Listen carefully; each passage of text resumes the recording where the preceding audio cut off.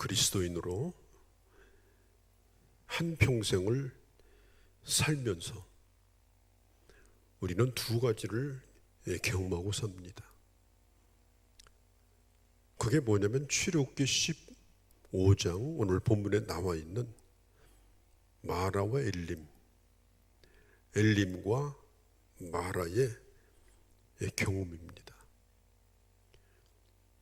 이스라엘 백성들이 400년 동안 애굽에서 종살이를 하다가 하나님의 기적 속에서 그들이 애굽에서부터 해방되게 됩니다. 홍해가 그들의 앞을 가로막았을 때 하나님은 마치 그 바다를 마른 땅 밟듯이 건너갈 수 있도록 물을 갈라주셨습니다. 이것은 역사 일의 유일무이한 기적이고 또 이런 기적을 경험한 민족은 그 어디에도 없습니다. 홍해가 건너서 홍해를 건너갔던 이스라엘 백성들은 모세의 누이였던 미리암과 더불어서 하나님을 찬송합니다.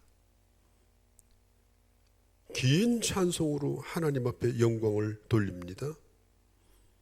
그리고 그들은 곧바로 광야로 들어가게 됩니다. 광야는 모든 것이 부족한 곳입니다. 그들이 사흘길을 걷는 동안에 물을 얻지를 못했습니다. 성경에 보면은 모세가 홍해에서 이스라엘을 인도하며 그들이 나와서 수르 광야로 들어가서 거기서 사흘길을 걸었으나 물을 얻지 못하였다. 지금 이 사람들은 광야를 걷고 있습니다. 사막입니다. 물이 없다고 하는 것은 불편한 것의 문제가 아니에요. 물이 없다고 하는 것은 결핍의 문제가 아닙니다. 물이 없는 것은 사느냐 죽느냐의 생존의 문제입니다. 하루만 물을 안 마셔도 사람은 견디지 못합니다. 그런데 사막에서 무려 3일 동안을 물을 마시지 못했습니다. 홍해를 건넌 이 사람들은 3일 만에 다시 절망에 빠집니다. 그렇게 하다가 그들이 그 다음에 만난 곳이 어디냐? 오아시스를 만납니다. 푸른 물이 사막 한가운데 있는 것입니다. 얼마나 기뻤을까요? 모든 사람들은 그 물가를 향해서 달려갔습니다. 허겁지겁 물을 들여 마셨습니다. 그런데 안타깝게도 그 물은 썩은 물이었습니다. 얼마나 썩었느냐? 수도 있을 정도로 그 물은 썩어 있었습니다. 그 순간 그 이스라엘 백성들은 그 기쁨이 그야말로 분노로 변해버렸습니다.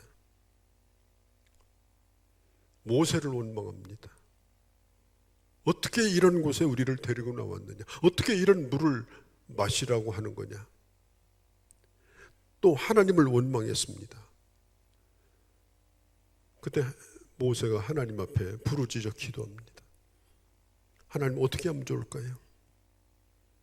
그때에 하나님께서 모세에게 한 나뭇가지를 눈에 들어오게 하신 다음에 그 나뭇가지를 쓴 물 오아시스에 던지라고 말합니다. 그때 놀랍게도 그 물이 깨끗한 생수로 변해버렸습니다. 그런데 성경은 그 물을 단물이라고 하지 않고 뭐라고 불렀느냐? 쓴 물이라는 마라라는 이름을 거기에 붙였습니다. 이건 쓰다, 비통하다 그런 뜻입니다. 그래서 물을 마시고 또 얼마를 또 걸어가게 됩니다. 그렇게 하다가 엘림이라는 오아시스를 만납니다. 그 곳에는 큰 물 웅덩이가 12개가 있었습니다. 그리고 대추야자, 종려나무, 어마어마한 종려나무가 70그루가 그늘을 만들어줬습니다. 성경에 보면은 거기서 그들이 그물 곁에 장막을 쳤더라.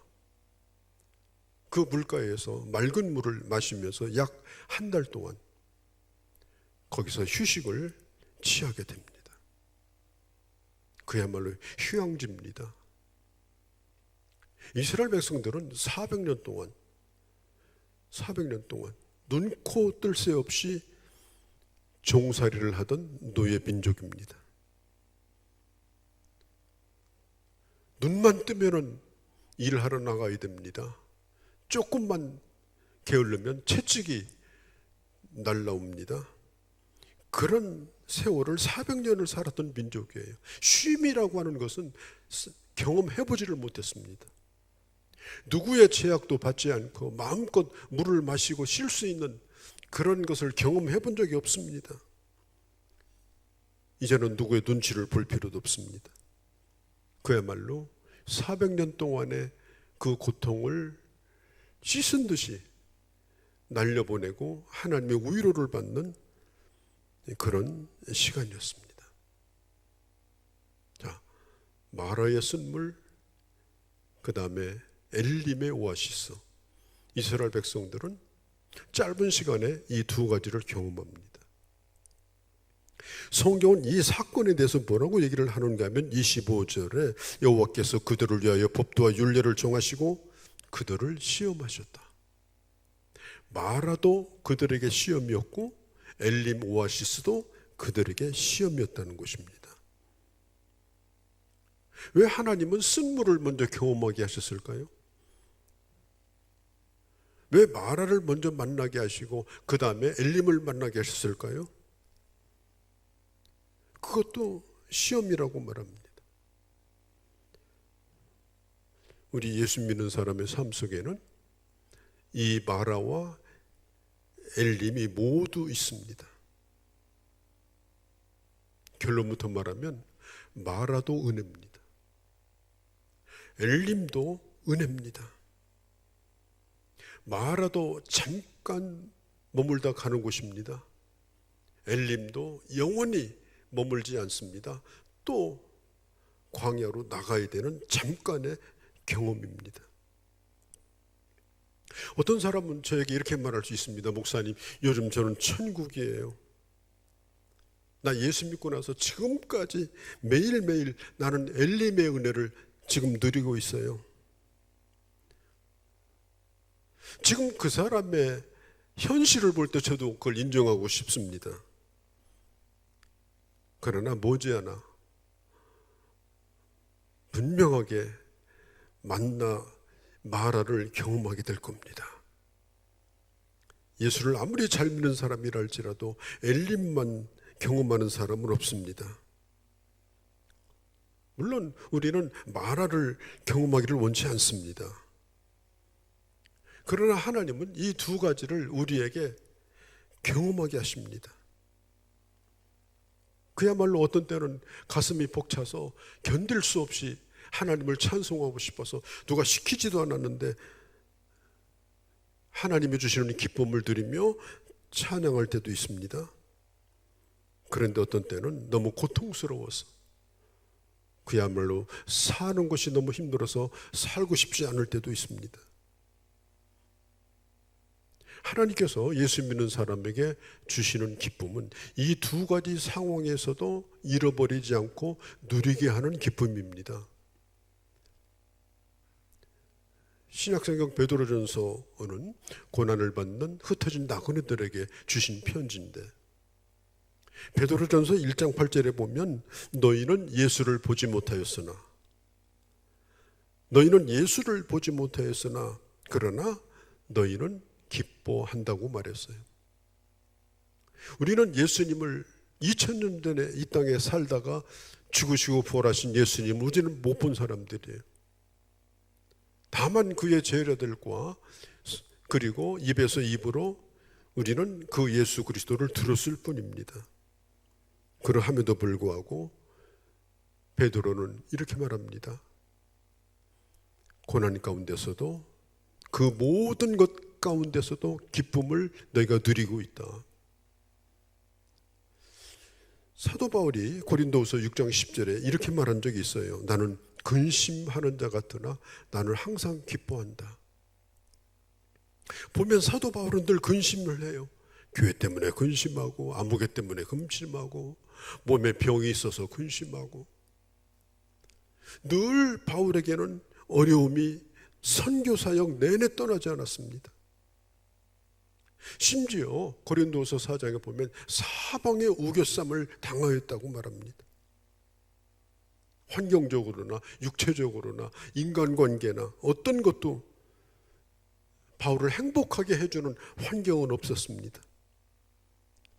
그래서 늘 바울을 바라볼 때 너무 피곤하고 너무 힘들고 그 얼굴이 근심이 떠나지 않는 것처럼 그렇게 보였습니다.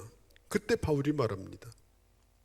나는 근심하는 자 같으나 나는 항상 기뻐하였다. 예수 믿는 사람도 마라의 쓴물을 만나면 근심을 합니다. 쓴물 먹고 미소 짓고 그럴 사람 없습니다. 그러나 이 바울이 근심하는 자 같으나 기뻐한다고 하는 이 표현은 뭐냐? 아이들이 선물 받으면 엄마 사랑해요, 오빠 사랑해요, 좋아요. 그리고 막 선물 받으니까 춤추고. 여기서는 그런 기쁨이 아니에요. 마라를 만날 때도 기뻐하고 엘림을 만날 때도 기뻐하는 겁니다. 만일 하나님 우리에게 주시는 이 기쁨이 엘림에서만 기뻐하고 마라를 만나면 그냥 마음껏 욕하고 하나님을 원망하고 그런 믿음이라면 그 믿음이 몇 푼 가치가 있겠습니까? 성경이 말하고 있는 이 기쁨은 그런 환경을 뛰어넘는 기쁨을 의미하는 것입니다. 정말 사람이 엘림을 만날 때는요, 정말 기쁩니다. 여러분도 그런 경험 있죠? 막 기뻐서 견딜 수 없는 그런 경험. 막 누구에게가 말하고 싶고 소리 지르고 싶고 막 노래하고 싶고 간증하고 싶고 내 행복한 것을 막 숨기고 싶지 않고 하루 종일 찬송하고 싶고 여러분들에게도 아마 그런 경험이 있을 거예요. 저는 우리 교회를 개척하고 그런 경험이 여럿 있었습니다. 교회를 개척하고 나서 18년 만에 교회를 건축을 했습니다. 그 18년 동안의 기간은 정말 힘든 기간이었어요. 이 교회를 짓기 전까지 바로 이 땅을 사고 교회를 지으려고 하는데 전에 저희가 한 200평 정도 세를 얻어가지고 2층, 3층을 다 썼습니다. 월세가 워낙 비싸가지고 교회 모든 재정을 월세를 내는데 전부 지출을 해야 됐기 때문에 교인들은 모였지만 정말 재정적으로 어려웠습니다. 그렇게 하다가 이제 그것을 정리하려고 할 때 월세가 밀렸어요. 전세금으로 있던 걸 다 감하니까 잔액 500만 원. 그 집주인이 목사님 어떻게 500만 원 가지고 나갑니까? 그래서 500만 원 줘가지고 1000만 원 가지고 나왔어요. 그래가지고 나머지 비뜯어가지고 또 성도들의 허리를 졸라면 헌금으로 오늘 교회를 지었습니다. 1000만 원 가지고.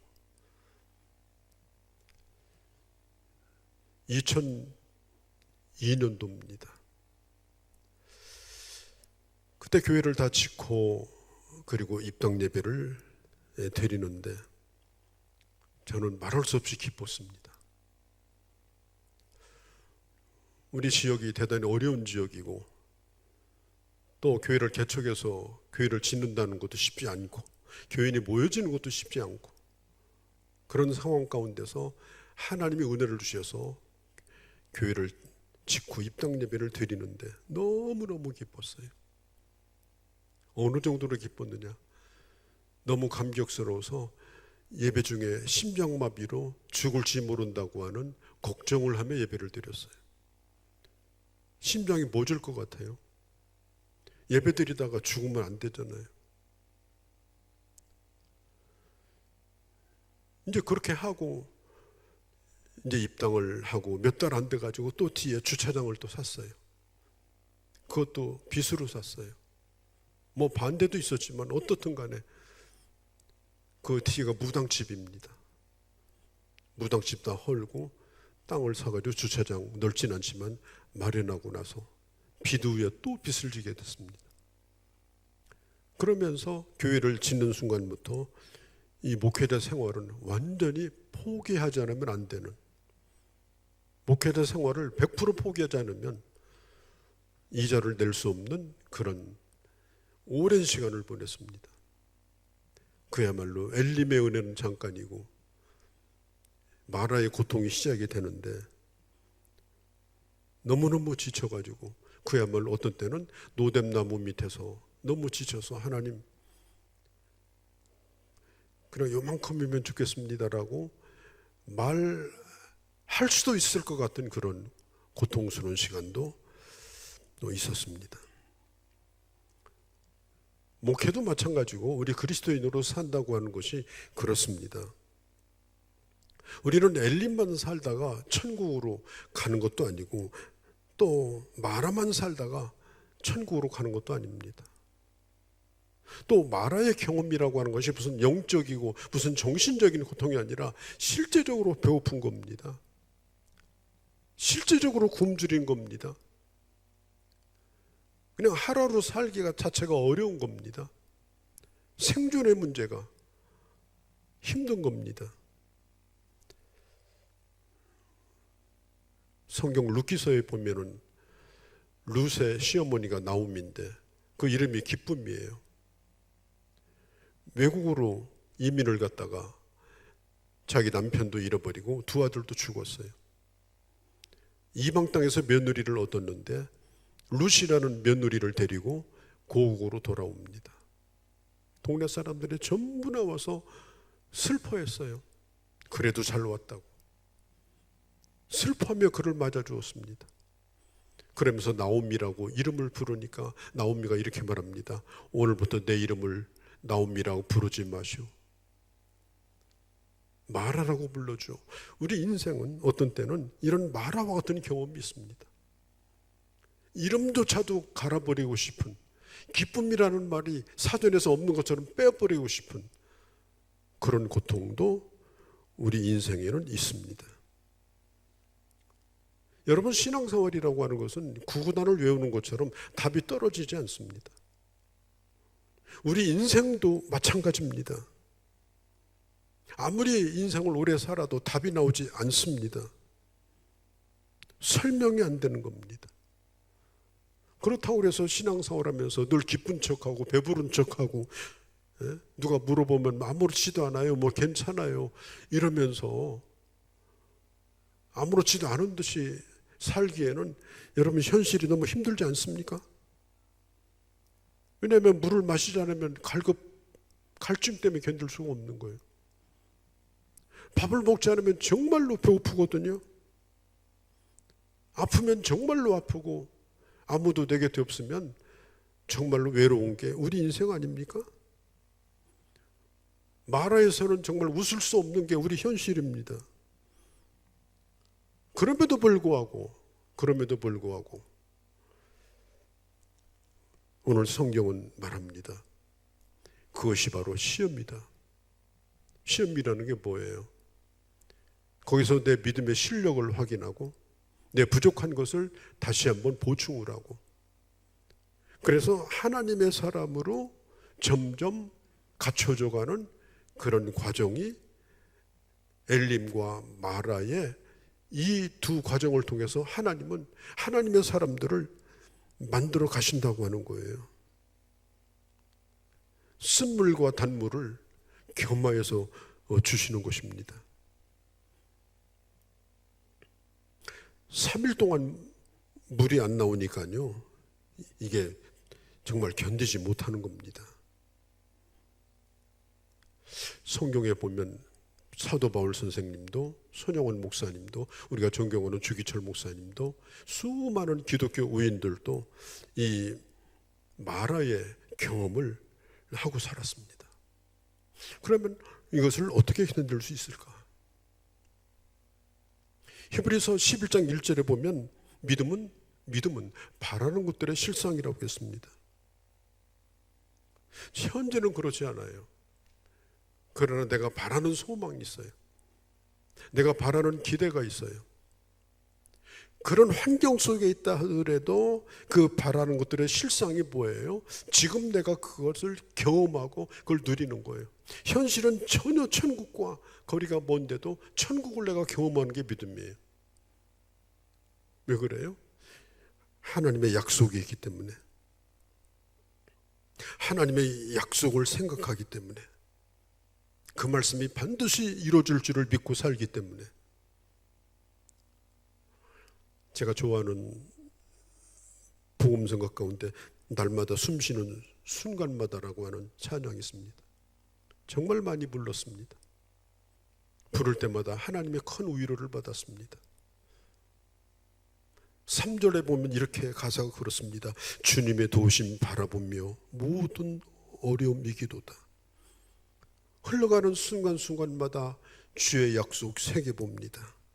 주님의 자비로운 손길 항상 좋은 것 주시도다. 사랑스레 아픔과 기쁨을, 또한 수고와 평안과 안식을, 날마다 숨쉬는 순간마다, 내가 행복한 순간이든지 고통스러운 순간이든지 주님의 약속을 새겨보는 거예요. 하나님이 내게 약속하신 말씀을 붙드는 거예요. 여러분, 신앙은 말씀을 붙드는 겁니다.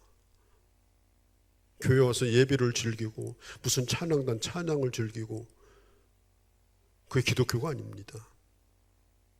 기독교는 하나님의 말씀을 붙드는 겁니다. 지난 한 주간이 어떠했던지 간에 주님 앞에 나와 예배를 드리면서 말씀을 붙들고 근심하는 자 같으나 기뻐하며 이 세상을 향해서 다시 나가는 것, 그게 바로 신앙입니다. 우리가 바라는 게 대단한 것도 아니잖아요. 뭐 큰 일확천금도 아니고 그냥 다른 사람 사는 만큼 그런 차도 타고 그런 집에 살고, 그냥 애들도 그냥 뭐 중간이라도 가고, 그게 뭐 욕심 아니잖아요. 우리가 바라는 행복도 사실 예수 믿는 사람도 어떻게 보면 대단히 평범합니다. 여러분, 엘림의 오아시스가 올 때는 행복하고 마라가 올 때는 불행한가? 여러분, 신앙 생활의 공식이 어디 그런 공식이 있습니까? 저는요, 제가 젊었을 때 어떤 목사님은 11조 3년만 해봐라, 저 앞에 있는 땅 사고 밭 안 사면 나한테 항의하라, 나는 그런 설교도 들어본 적이 있어요. 그건 기독교가 아닙니다. 사기치는 겁니다. 오늘 사기가 굉장히 많습니다.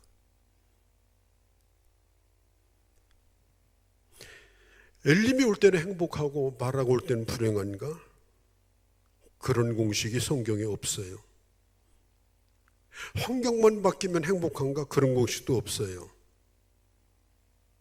정답이 없는 이 세상을 살면서, 답이 없는 오늘을 살면서, 답이 없는 나이고 답이 없는 너이지만 그런 가운데도 서로 격려하고 서로 사랑하고, 그러면서 하나님의 약속을 붙들고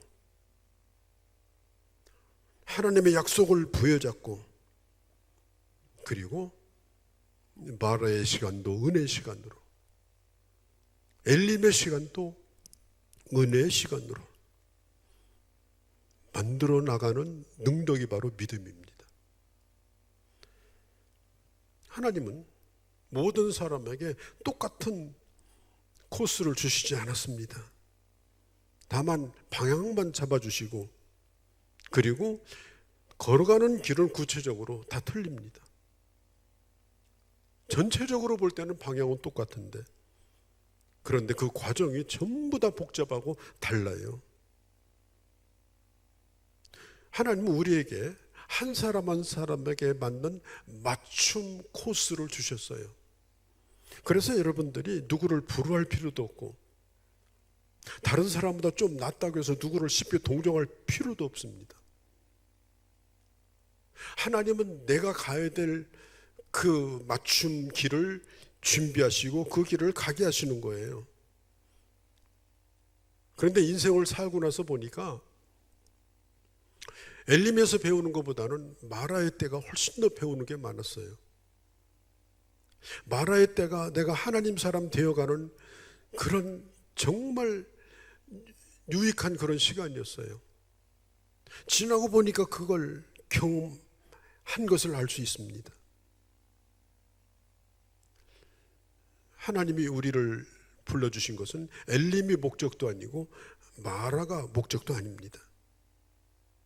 지금 이스라엘 백성들이 애굽에서 나온 지 한 달밖에 안 되었을 때 이런 일을 경험한 거예요. 이제 40년이 남았습니다.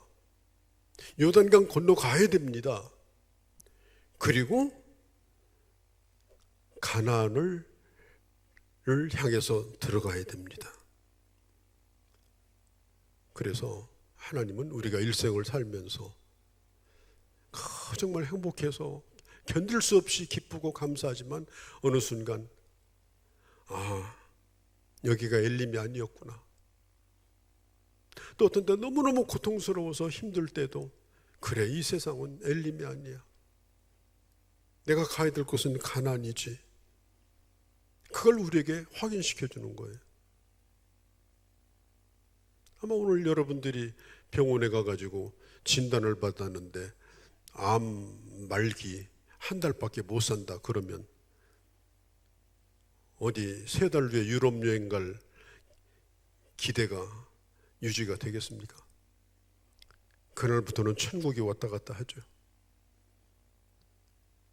정말 하나님은요, 우리가 이 세상을 살면서 끊임없이 우리를 일깨워 주시는 거예요. 가나안을 바라보고 살라고, 하나님 나라를 바라보고 살라고. 엘림이 최고야, 여기가 최고야, 이보다 더 좋은 게 어디 있어, 여기서 즐겨. 그렇게 눌러앉고 싶도록 만드는 것이 이게 사탄의 역사입니다. 그러면 곧바로 타락으로 접어들게 됩니다. 우리 주님은 아무리 쓴 자리에 있어도 일어나라고 말합니다. 거기 눌러앉지 말고 절망의 늪에 빠지지 말고 아무리 좋은 자리에 있어도 거기다 집지고 살지 말라고 말합니다. 그 텐트를 다 부수고 일어나라고 말합니다. 왜냐? 우리가 앞으로 들어가야 될 나라는 하나님의 나라이기 때문에 그렇습니다. 그게 우리의 정착지입니다. 그리고 하나님은 우리에게 답을 안 가르쳐 주셨어요. 저는 답이 없이 산다는 게 참 인생은 답이 없다. 그래서 너무너무 신비한 거예요. 여러분, 답이 없는 건요, 신비로운 거예요. 그리고 답이 없는 것은 하나님이 답이 되시는 겁니다. 하나님 앞에 맡기고 하루하루 살아가는 거예요. 살다 보면 알아요.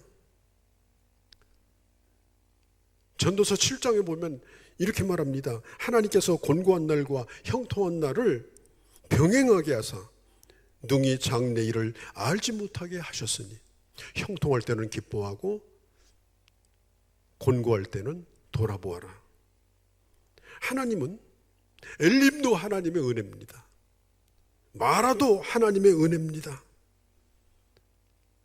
그래서 우리는 찬양하지 않습니까? 301장에 지금까지 지나온 건 주의 것인 은혜라. 지금까지 지내온 엘림과 마라가 다 하나님의 은혜입니다. 우리는 삶을 전체로 놓고 그림을 봐야 돼요. 하나만 바라보고 좋아서 죽겠다, 살고 싶지 않다 이러면 안 돼요.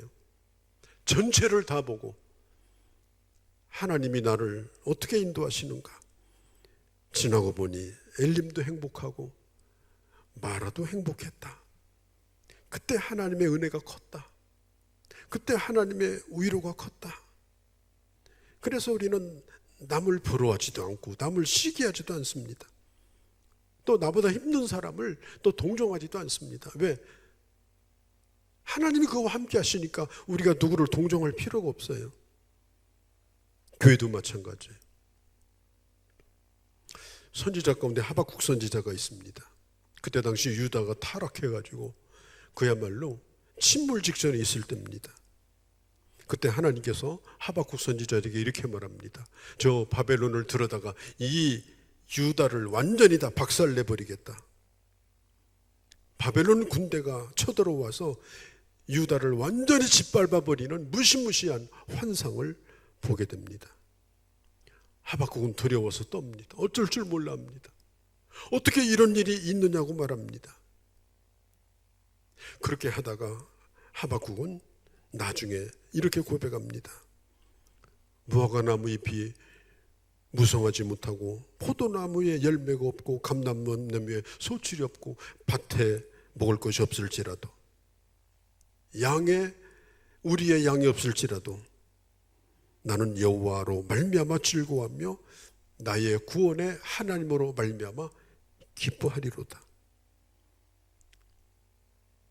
저는 참 좋아요. 인생에 공식이 없기 때문에. 그래서 인생은 참 신비로운 겁니다. 오늘 잘 된다고 해서 자만하고 거만할 거 없습니다. 안 된다고 해서 내 스스로를 자포자기할 필요도 없습니다. 또 다른 사람을 가지고 이렇다 저렇다 평가할 일도 아닙니다. 신앙은 공식이 아니라 신앙은 하나님의 주권 속에서 그 약속을 믿고 살아가는 그런 과정입니다. 그 가운데 우리는 지금 순례자로 이 길을 가고 있는 것입니다. 모든 답은 예수 그리스도 안에 있습니다. 주님 오실 때까지 우리 인생의 답도 예수 그리스도요. 마지막 날 우리는 주님을 만나게 될 겁니다. 마라의 영혼이 머무르는 인생도 없고 엘림의 영혼이 머무르는 인생도 없습니다. 모든 것은 잠깐씩 지나가고 잠깐씩 반복됩니다. 중요한 것은 뭐냐? 그런 가운데도 하나님의 약속을 잃어버리지 않고 또 형제를 사랑하고 그렇게 하라고 부른 우리가 하나님의 백성들입니다. 그렇게 하라고 실천의 장으로 세우신 곳이 바로 하나님의 교회입니다. 이런 하나님의 놀라운 비밀을 깨닫고 마라와 엘림 모든 것이 은혜가 되어져서 마지막 하나님 나라의 소망이 더 점점 갈수록 새로워져서 주님의 나라에 이르는 귀한 주님의 귀한 자녀들이 다 되어주시기를 주의 이름으로 축복합니다. 거룩하신 우리 아버지, 오늘도 마라의 은혜와 엘림의 은혜를 우리로 하여금 함께 주신 것을 감사합니다. 마라와 엘림을 지나갈 때 결국 하나님의 나라에 이르게 하는 하나님의 섭리요, 하나님의 주권이요, 하나님의 비밀임을 저희들 잊지 않게 하시고 순간순간 주님의 주시는 지혜로 순간순간 하나님의 약속을 붙드는 믿음으로 아버지 하나님 평안을 잃어버리지 아니하고 또 교만하거나 좌절하지 아니하고 주님의 나라를 바라보며 믿음으로 살아가는 저희가 되게 하여 주옵소서. 답이 없는 인생이지만 예수 그리스도는 우리의 답이 되셨으니 아버지 주님 앞에 우리 인생을 온전히 의탁하고 한 걸음 한 걸음 오직 믿음으로 살아가는 귀한 주의 자녀들이 다 되게 하여 주시옵소서. 우리 주 예수님의 이름으로 기도하옵나이다. 아멘.